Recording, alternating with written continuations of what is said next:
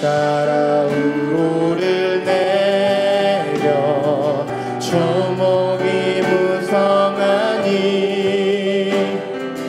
갈급한 내 심령 위에 성령을 부소서. 가물어 메마른 땅에 단비를 내리시니 성령의 단비를 부어 새 생명 주옵소서. 가물어 메마른 땅에 단비를 내리시니 성령의 단비를 부어 새 생명 주옵소서. 참되신 사랑의 언약 어길 수 있사오랴. 오늘의 흡족한 은혜 주실 줄 믿습니다. 가물어 메마른 땅에 단비를 내리시니 성령의 단비를 부어 새 생명 주옵소서. 가물어 메마른 땅에 단비를 내리시니 성령의 단비를 부어 새 생명 주옵소서. 은혜로다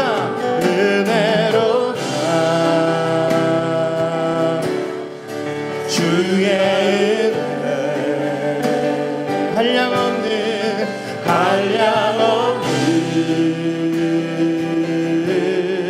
주의 은혜로다.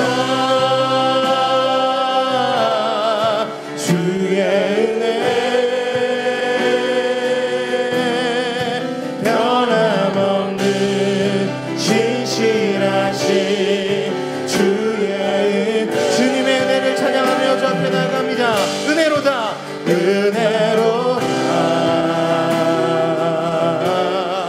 주의 은혜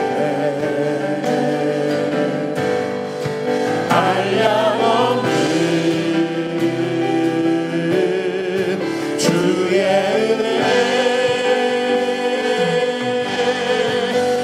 은혜로다. 주의 은혜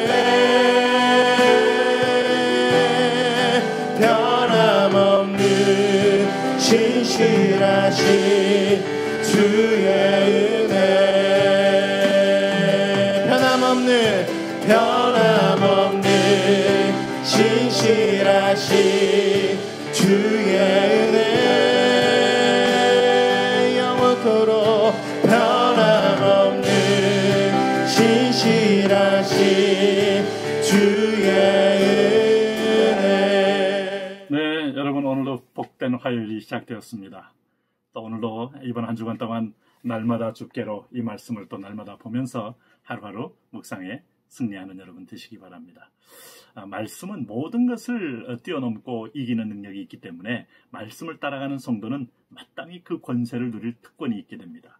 오늘 우리에게 주신 말씀은 요한복음 14장 25절에서 31절입니다. 제가 함께 또 읽도록 합니다.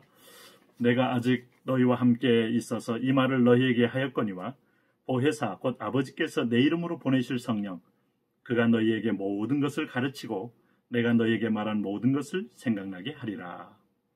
평안을 너희에게 끼치노니 곧 나의 평안을 너희에게 주노라. 내가 너희에게 주는 것은 세상이 주는 것과 같지 아니하니라. 너희는 마음에 근심하지도 말고 두려워하지도 말라. 내가 갔다가 너희에게로 온다 하는 말을 너희가 들었나니 나를 사랑하였더라면 내가 아버지께로 감을 기뻐하였으리라. 아버지는 나보다 크심이라. 이제 일이 일어나기 전에 너희에게 말한 것은 일이 일어날 때에 너희로 믿게 하려 함이라. 이후에는 내가 너희와 말을 많이 하지 아니하리니 이 세상에 임금이 오겠습니다. 그러나 그는 내게 관계할 것이 없으니 오직 내가 아버지를 사랑하는 것과 아버지께서 명하신 대로 행하는 것을 세상이 알게 함이로라. 일어나라, 여기를 떠나자 하시니라. 오늘 성경 말씀을 보시면은 우리 보혜사 성령께서 주시는 놀라운 평안을 오늘 본문이 얘기해주고 있습니다. 여러분, 보혜사 성령님이 오시면 하시는 일이 어떤 일이겠습니까? 가장 중요한 일은 오늘 26절입니다.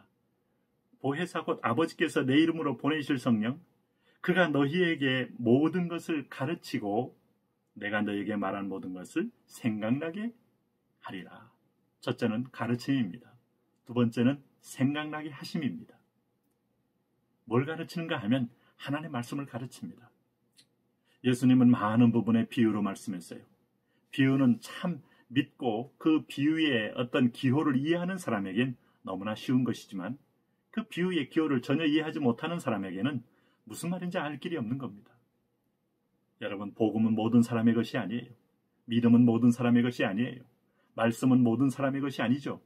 믿는 자의 것입니다. 내 자녀를 위한 사랑의 아비의 음성입니다. 학교 운동장에서 아이들이 수백 명이 뛰어놀더라도 인용아 하고 부를 때 내 어머니가 부르는 음성은 나만을 향한 음성이지 다른 아이들까지 다 듣고 함께 오라는 음성은 아닙니다. 무덤에 많은 사람이 누워있을 때 예수님이 나사로야 나오너라 했을 때 나사로만 나오는 것이지 모든 무덤에 있는 죽은 자야 나올 수는 없는 것입니다. 각자 이름을 부르셨고 마태를 부르시고 마가를 부르고 베드로를 부르고 요한을 부르고 야고보를 부르고 각자 우리는 주님과의 개인적 관계를 통하여 연합하여 한 몸을 이루어가는 것이죠. 그런데 그때 그 부름의 음성을 듣게 하시는 영이 계셔요. 우리는 귀머거리가 되어서 세상의 음성은 민감하지만 남의 나를 비판하는 소리에 민감하고 또 세상의 칭송에 민감하지만 하나님이 부르시는 음성에 너무 둔감합니다. 마치 하나님의 성전에서 엘리가 영적으로 어두워졌을 때 당대의 세상이 어두웠다고 하지 않습니까? 말씀이 희귀하고 말씀 듣는 것이 어둡고 그럴 때 하나님이 부르는 음성을 잘 못 들었어요. 네. 사무엘도 그 음성에 익숙치 않았어요. 그러니까 여러분, 하나님의 음성 듣는다는 것은 특별한 선택입니다. 양들도 주인의 음성을 압니다. 오늘 그것을 알게 하는 영이 성령님이시다. 그래서 가르친다. 예수님 하신 말씀을 가르쳐 깨닫게 합니다. 이 말이 이런 뜻이었구나. 이 말이 이런 의미였구나. 주님이 요나의 비유가 이런 뜻이었구나. 만나의 비유가 이런 것이었구나. 반석의 비유가 이런 것이었구나. 천국의 씨 뿌린 자의 비유가 이런 것이었구나. 오늘 주님의 말씀을 깊이 알면서 확신에 거하게 되는 것이죠. 두 번째는 생각나게 하심입니다.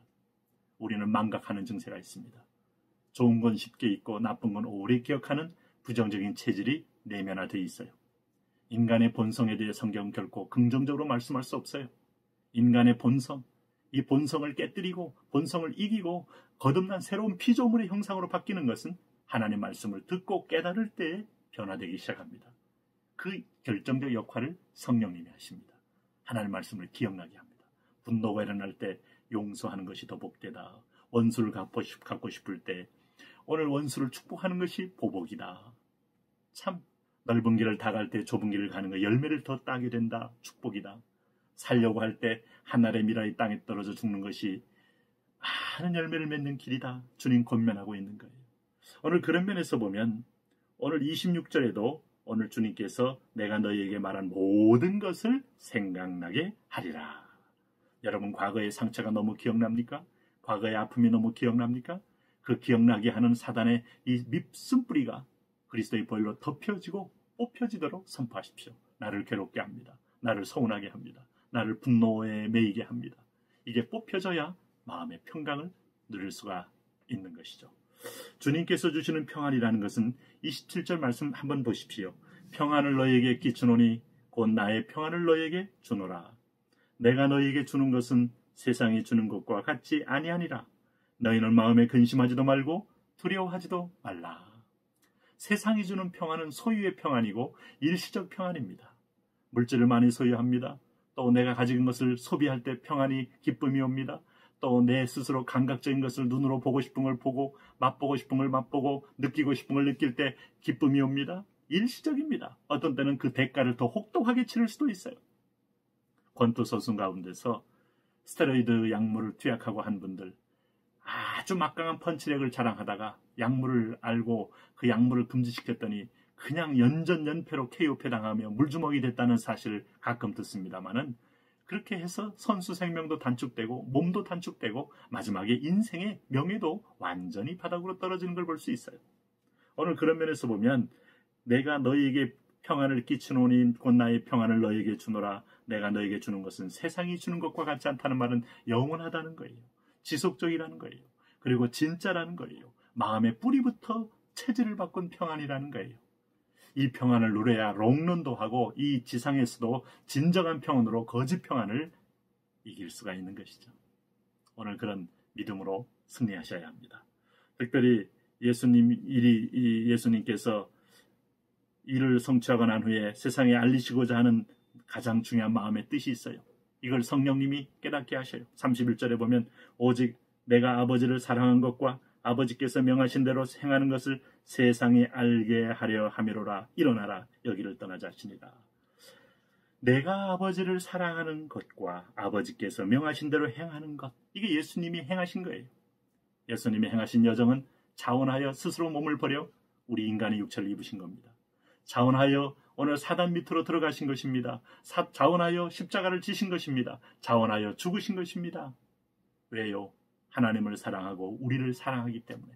예수님의 동기는 사랑이었어요. 견딜 수 없는 고통에 몰려왔지만 사랑 때문에 그 일을 하셨다 하는 거예요.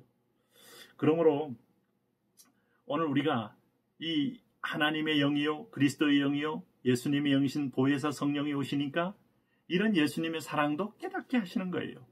하나님의 마음도 깨닫게 하는 겁니다. 오늘 주님께서 말씀할 때 28절에 내가 갔다가 너희에게로 온다 하는 말을 너희가 들었나니 나를 사랑하였더라면 내가 아버지께로 감을 기뻐하였으리라. 아버지는 나보다 크심이라. 이것도 성령님을 통하여 우리가 용기를 얻는 거예요. 인간 지도자 예수가 떠날 때 불안해하고 두려워했던 많은 제자들. 그러나 내가 가면 또 다른 보혜사를 보낸다. 그 보혜사가 오면 내가 갈 때에 보다 더 큰 유익이 있으리라. 나중에 성령님이 오니까 예수님의 살아계심을 믿게 되고 우리를 지켜보심을 믿게 되고 끊임없이 성령님을 보내심을 알게 되고 그분이 하나님께로 인도하심을 알게 되고 그러므로 평안이 오는 거죠. 그러므로 담대함이 오는 거죠. 그래서 초대교회 믿음의 전사들은 이런 담대함을 가지고 세상에 나가지 않았습니까? 사도 바울이 내가 하나님 앞에서 내가 베드로나 바울이나 사람의 말을 듣는 것보다 하나님 말씀 듣는 어떤 것이 듣는 것이 옳은가를 너희가 판단하라. 나는 보고 들은 바를 나는 전하지 않을 수 없노라 하는 담대함이 있는 거예요. 비록 생존의 위기가 오고 미래에 대한 아주 압박이 올지라도 일시적인 세상보다 영원한 나라를 바라보니까 그런 담대함이 온 거 아니겠습니까? 여러분 세상에서 두려움에 떨고 도망갔던 자들이 오늘 사도행전에서 담대히 베드로가 담대히 스데반이 담대히 요한이 담대히 바울이 담대히 하나님의 복음을 전파하시니라. 그러므로 주님께서 말합니다. 이제 29절 30절 보면 이제 일이 일어나기 전에 너희에게 말한 것은 일이 일어날 때 너희로 믿게 하려 함이라.